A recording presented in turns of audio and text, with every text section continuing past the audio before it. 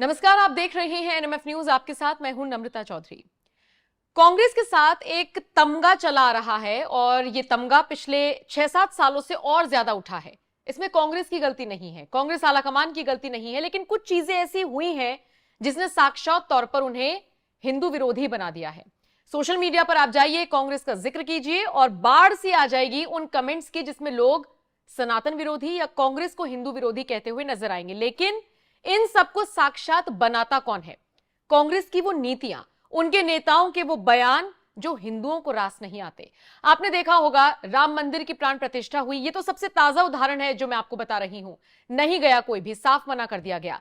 इसके अलावा साउथ में चले जाइए, बहुत सारे ऐसे नेता हैं जो इंडिया गठबंधन का हिस्सा हैं और वो सनातन के उन्मूलन की बात करते हैं। खड़गे के बेटे सपोर्ट करते हैं इन बयानों को। तो ऐसे में एक विचारधारा कांग्रेस की भी साफ तौर पर नजर आती है।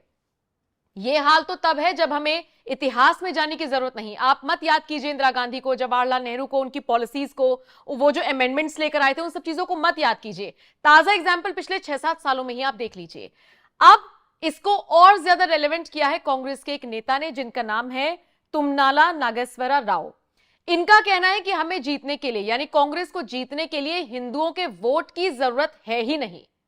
पंकज जी, एक कहते हैं कि पैरों पर कुल्हाड़ी लग गई, एक कहते हैं पैर चल के अपने आप चले गए कुल्हाड़ी के पास और कट गए। ये शख्स तो वही हरकत कर रहे हैं। एक तो वैसे ही छवि खराब है कांग्रेस की और ऊपर से बयान दे रहे हैं कि हमें कोई जरूरत नहीं है हिंदुओं के वोट की। नहीं नम्रता, सही बात कहा उन्होंने। बहुत कम ऐसे नेता होते हैं जो दिल की बात बोलते हैं। बहुत सारे डिप्लोमेटिक होते हैं, सही में इनको नहीं जरूरत है। मैं आपको 4-5 उदाहरण बताता हूं, आप समझ जाइए कि कांग्रेस को क्यों नहीं जरूरत है। राहुल गांधी की भारत जोड़ो यात्रा चल रही थी, वो केरल में गए, वो फादर के सामने बात कर रहे हैं और वो फादर उनको समझा रहा है कि कैसे जो क्रिश्चियनिटी है वो रिलीजन है और जो हिंदुइज्म है, जो सनातन है, वो रिलीजन नहीं है। और वहीं उन्होंने शक्ति वक्ति के बारे में बताया कि वहां हिंदू में एक कॉन्सेप्ट है शक्ति का और हमें शक्ति के खिलाफ लड़नी है। और उसी ज्ञान को प्राप्त कर राहुल गांधी बाद में चुनावी भाषण में भी कहें कि हिंदुत्व में एक शक्ति होती है, हिंदुओं में एक शक्ति होती है और उसी शक्ति के खिलाफ लड़ना है। अरे भाई, आदि शक्ति के खिलाफ तुम्हारे दादी या परदादा नहीं लड़ सके, तुम आधा क्रिश्चियन की पैदाइश क्या लड़ोगे आदि शक्ति के खिलाफ। दूसरी बात कि एक भी कांग्रेस का बताइए कदम जो उन्होंने किया हो कि ठीक है कि हिंदू हमसे नाराज हैं तो उनको हम खुश करने के लिए कर रहे हैं। अब बताइए ना, जिस पंचायत भवन पर पिछले 500 साल से महावीर जी का झंडा लग रहा था, हनुमान जी का, उसे हटवा दिया। उसमें कई बार कांग्रेस की भी सरकार है, तब नहीं हटाया, अभी हटाया।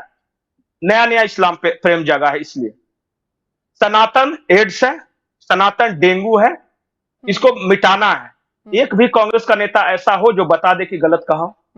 सपोर्ट में एक भी प्रियंक खड़गे सपोर्ट, हाँ वही तो बता रहा। अच्छा बताइए कि प्रियंक खड़गे सपोर्ट में आए। उसके बाद डीके शिव कुमार के जो भाई हैं डीके सुरेश, उन्होंने क्या कहा हिंदू धर्म के बारे में, हिंदू देवी देवताओं के बारे में। मैं राज्य दर राज्य बताता हूं। मैंने शुरू किया तमिलनाडु से, कर्नाटक आया, उसके बाद मैं तेलंगाना का, आप जिक्र कर ही रही कि नागेश्वर राव साहब क्या करे कि हमें हिंदू वोटों की जरूरत नहीं है। उसके बाद और थोड़ा सा उत्तर में आ जाइए, बताइए कि राहुल गांधी ने उत्तर भारत में जाके ये कहा कि नहीं कि हिंदुओं में एक शक्ति होती है, आदि शक्ति, हमें उस शक्ति के खिलाफ लड़ना है। हम शक्ति से लड़ रहे हैं, एक शक्ति से लड़ रहे हैं। अब सवाल उठता है वो शक्ति क्या है? राजा की आत्मा ईवीएम में है, ईडी में है, सीबीआई में है, इनकम टैक्स डिपार्टमेंट में है। एक वरिष्ठ नेता, नाम नहीं लेना चाहता हूं, इसी प्रदेश के एक वरिष्ठ नेता कांग्रेस पार्टी को छोड़ते हैं और रो के कहते हैं, मेरी मां से रो के कहते हैं कि सोनिया जी मुझे शर्म आ रही है, मेरे में इन लोगों से, इस शक्ति से लड़ने की हिम्मत नहीं है, मैं जेल नहीं जाना चाहता हूं। उत्तर प्रदेश आ जाइए, जो सबसे बड़ा राज्य है, जो कि अमेठी रायबरेली गढ़ रहा है कांग्रेस का। वहां प्रभु श्री राम जी के मंदिर की प्राण प्रतिष्ठा थी, सभी को न्योता भेजा गया था, नहीं आए।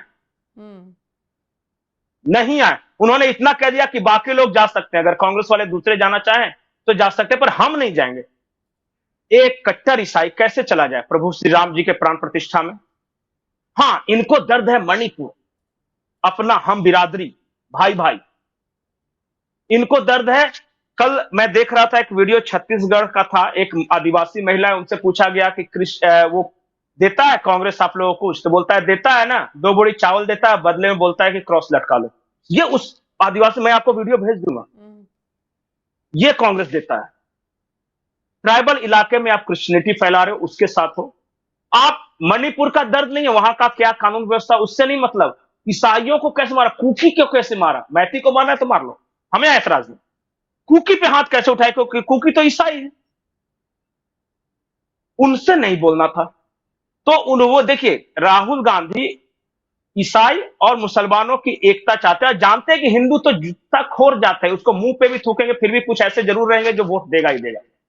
अरे नहीं होगा तो बोल देंगे कि 2 रुपया पेट्रोल कम कर देंगे, खटाखट खटाखट खटाखट आपके खाते में 1-1 लाख रुपया डाल देंगे। गैरत थोड़ी ना है। रामधारी सिंह दिनकर की कविता की एक लाइन है, जिसको नहीं निज देश और निज जाति का अभिमान है, वो मनुष्य नहीं निरा पत्थर समान है। जिसको अपने देश और अपने रेस, जाति का मतलब ये कास्ट नहीं, जिसको अपने रेस मतलब कि अगर आप भारतीय हैं तो भारतीयता पर और देश पर अभिमान नहीं है तो पत्थर हो आप। और इस तरह के पत्थर बहुत सारे घूमते आपको दिखेंगे, जो आपके मुंह पे भी कहेंगे हमको क्या मतलब, हमको क्या दिया। पाकिस्तान में सर्जिकल स्ट्राइक किया है लेकिन हमको क्या दिया, तीर्थस्थलों को सुधारा होगा लेकिन हमको क्या दिया, सब तीर्थस्थलों का ब्यूटिफिकेशन किया होगा लेकिन हमको क्या दिया, कश्मीर 370 हटाया होगा लेकिन हमको क्या दिया। अरे हमको क्या दिया, तुम्हारा पेट है, खेत है, भर ही नहीं रहा है, अनाज दे रहे हैं खाने के लिए, शौचालय दे रहे हैं के लिए, फिर भी संतोष नहीं है। हमको क्या दिया, इसी में आधा देश से हमको क्या मतलब है, हमको क्या दिया। मन करता है कि ऐसे लोग हैं इस देश में। भावुक हो गए। 2 किलो प्याज पे नहीं, 2 किलो प्याज पे, 1 किलो टमाटर पे, 1 रुपए सस्ता पेट्रोल पे, इनको खरीद लो आप। इनको बाकी कोई मतलब नहीं।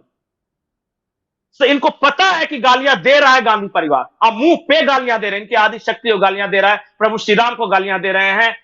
आप किस किस चीज पे मान्यता नहीं उठा रहे हैं, लेकिन फिर भी हमको क्या मिला।